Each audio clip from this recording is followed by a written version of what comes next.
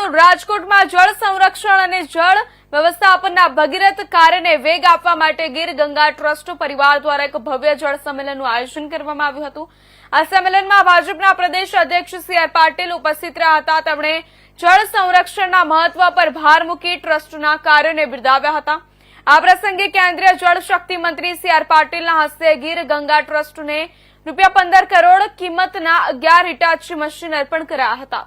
આ તકે C R Patil દ્વારા નિવેદન આપતા જણાવ્યું હતું કે જળ એ જ જીવન છે અને તેના સંરક્ષણની અત્યંત આવશ્યકતા છે। આ સત્યને ગીર ગંગા ટ્રસ્ટ વર્ષોથી પોતાના કાર્યો દ્વારા સાબિત કરી રહ્યું છે। ટ્રસ્ટ દ્વારા ચેકડેમ ઊંડા કરવા, બોર રિચાર્જ કરવા, તળાવોનું પુનરુદ્ધારણ કરવા અને જળ સંગ્રહની ક્ષમતા વધારવા જેવા અનેક પ્રશંસનીય કાર્યો કરવામાં આવે છે। આ કાર્ય થકી ગુજરાતના અનેક વિસ્તારોમાં ભૂગર્ભ જળ સ્તરમાં નોંધપાત્ર સુધારો જોવા મળ્યો છે, જેના પરિણામે ખેડૂતોને સિંચાઈ માટે પૂરતું પાણી મળી રહ્યું છે અને પીવાના પાણીની સમસ્યા પણ હળવી બની છે। કિલ્લતથી બહુ સારી રીતે વાકેફ છે।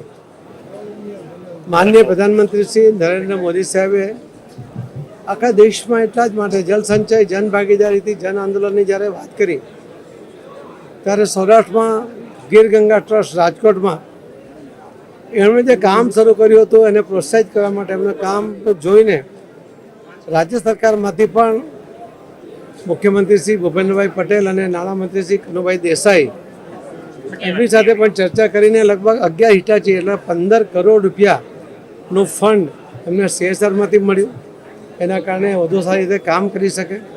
આખા દેશમાં લગભગ 7 થી 8 મહિનામાં 32 લાખ જેટલા નવા સ્ટ્રક્ચર બન્યા છે અને એની અંદર સરકારનો હજુ સુધી એક પણ રૂપિયો અમારા મંત્રાલયમાંથી વાપર્યો નથી। એનો મતલબ છે કે લોકો જનભાગીદારીથી આટલું મોટું કામ એ કરી શક્યા છે। 33 રાજ્યો અને 506 જિલ્લાઓમાં આ કામ થયું છે માનનીય પ્રધાનમંત્રી મોદી સાહેબની હાકલ, અને એ હાકલને જે રીતે લોકોએ ઝીલી લીધું છે એના કારણે આટલું મોટું કામ થયું છે। જે રીતે આ કામ ચાલી રહ્યું છે હું એટલો વિશ્વાસથી કહી શકું કે આવનારા દિવસોમાં સૌરાષ્ટ્ર હોય કે આખા દેશના કોઈ પણ રાજ્યમાં પાણીની કોઈ પણ મુશ્કેલી પીવા માટે હશે, સિંચાઈ માટે હશે કે ઇન્ડસ્ટ્રી માટે હશે, એમને પૂરતું પાણી મળી રહેશે એવો મને વિશ્વાસ છે। સૌરાષ્ટ્રમાં 2 ડેમની વાત છે,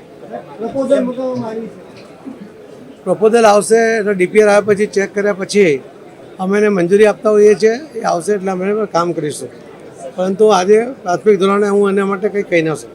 ભાવનગર શહેરમાં કુંભારવાડા વિસ્તારને